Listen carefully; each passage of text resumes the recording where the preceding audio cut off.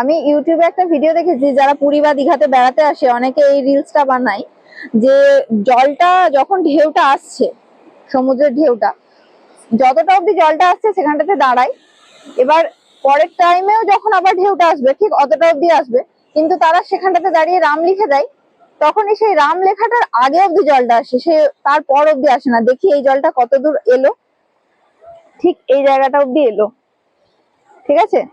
তাহলে নেক্সট টাইমে এতটা আসার কথা, কিন্তু এতটা আসবে না। রাম যেই আমি এখানটায় লিখে দেবো, ও তার আগে থেকে ফিরে যাবে, মানে রাম লেখাও মুছতে দেবে না, সমুদ্র সৈকত মুছতে দেবে না। লিখি,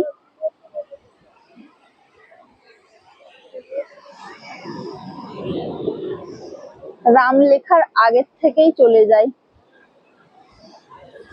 দেখি জলটা কতটা আসে, এখানটায় তো লিখেছি, দেখা যাক।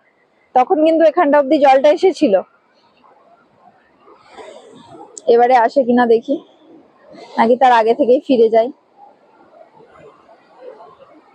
নাকি মুছে দিয়ে চলে যায়। না, মুছে দিয়ে চলে গেল, তার মানে ওরা আরো 5টা শট নেয়, তাই না?